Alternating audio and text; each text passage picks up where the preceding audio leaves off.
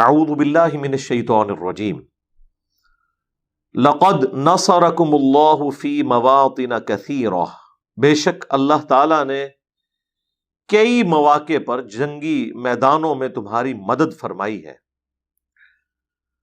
وَيَوْمَ حُنَيْن، اور حنین کے دن تو بالخصوص۔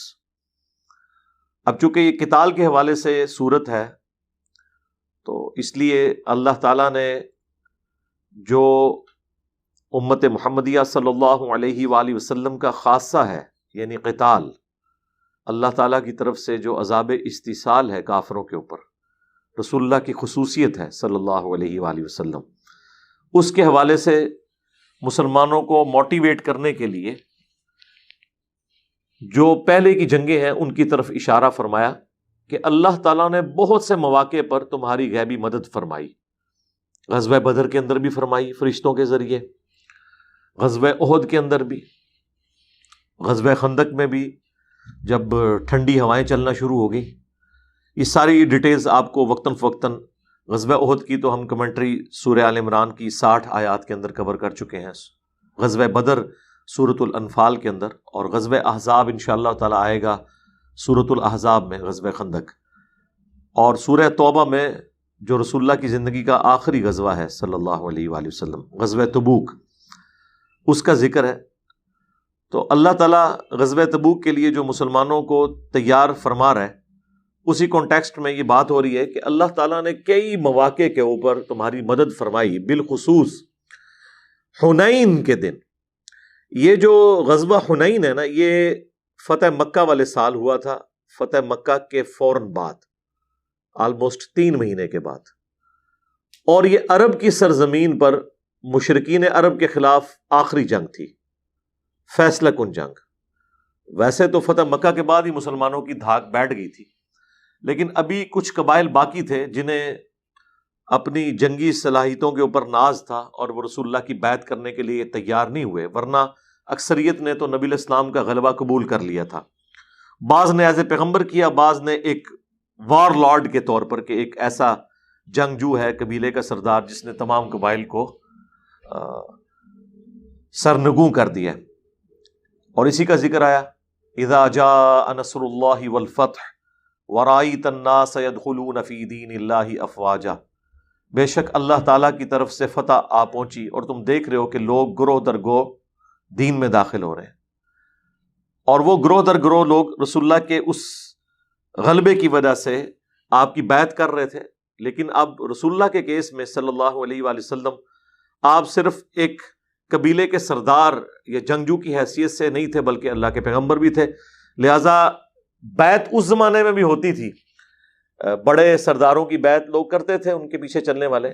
اب رسول اللہ کی بیعت ظاہر ہے وہ پھر ایک پیغمبر کو ماننا بھی، اللہ کی توحید کا اقرار کرنا بھی ہوتا تھا۔ اسی لیے اعراب کے بارے میں سورہ الحجرات میں آیا ہے کہ یہ پینڈو بادیہ نشین اعرابی لوگ کہتے ہیں کہ ہم ایمان لے کر آئے ہیں، تم فرماؤ تم ایمان نہیں لے کر آئے، اولو اسلمنا، بلکہ کہو ہم اسلام لے کر آئے، ایمان تو ابھی تمہارے دلوں میں داخل ہی نہیں ہوا۔ جب تک تم اسلام کو پریکٹس نہیں کرو گے، اس وقت تک کنوکشن والا ایمان تمہارے اندر پیدا نہیں ہوگا کہ یہ کوئی جنگجو نہیں ہے، اگرچہ جہاد اور قتال بھی اسلام کا حصہ ہے، لیکن یہ ایز اے لاسٹ ریزارٹ ہے، اصل میں تو یہ اللہ کے پیغمبر ہیں، یہ تمہاری آخرت کی ہدایت کے لیے بھیجے گئے ہیں، آخرت کی ہمیشہ کی کامیابیوں کے لیے۔ تو حنین کے موقع کے اوپر 2 بڑے جو قبائل عرب کے تھے، حوازن اور ثقیف، بنو ثقیف، جو طائف کے اندر ایک بڑا قبیلہ تھا جنگجو، ان لوگوں نے اپنی آخری کوشش کی کہ یہ بھی مسلمانوں کو کسی طریقے سے کاؤنٹر کریں۔ یہ اپنا لشکر لے کر آئے، اور ان سے تعداد میں بڑا لشکر تھا مسلمانوں کے پاس، 12,000 کا لشکر۔ یہاں تو اشارتاً گفتگو آئے گی، میں اس کا پورا آپ کو پس منظر بتا رہا ہوں۔ بخاری مسلم دونوں میں حدیث ہے کہ جب قبیلہ حوازن کے لوگوں نے تیر چلانے شروع کیے تو مسلمانوں کا کافی نقصان ہوا، اور وہ پشت پھیر کر بھاگے، یہاں پہ بھی ذکر آ جائے گا۔ اور اس وقت چند مسلمانوں نے جنگ سے پہلے کچھ کلمات ایسے بولے تھے جو اللہ کو تکبر والے کلمات پسند نہیں آئے۔ وہ تو بخاری مسلم میں حدیث ہے، تکبر میری چادر ہے، جو میری چادر کو چھیڑے گا اس کو میں نہیں چھوڑوں گا۔ یعنی اگلے زمانوں میں آپ کو پتا ہے نا کہ جو قبائل کے سردار تھے وہ اپنے شولڈر کے اوپر ایک ایکسٹرا پرنا یا چادر رکھا کرتے تھے. آج کل علماء بھی آپ دیکھتے ہیں کہ رکھتے ہیں. اب کوئی عالم دین جا رہا ہو جس نے یہاں پرنا رکھا ہو, آپ جا کے ایسے کھینچیں اس کا پرنا تو آپ دیکھیں اس کا غصہ آسمانوں پہ جائے گا. تو یعنی ایک ٹریڈیشن تھی.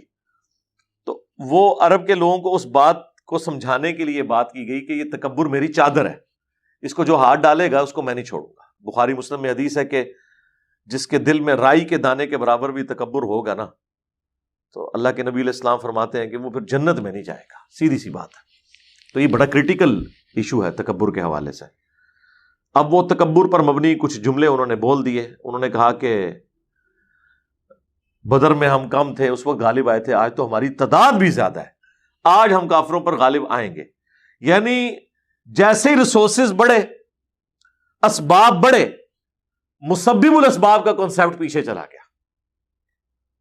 اور ہوں ایک پیغمبر کے ساتھی, پیغمبر کی صحبت نصیب ہو, قرآن ان کی موجودگی میں نازل ہو رہا ہو, اور پھر ان کی زبان سے ایسے جملے نکلیں, مجھے اور آپ کو تو معافی کی کوئی گنجائش نکل سکتی ہے, ان کے لیے کوئی معافی نہیں.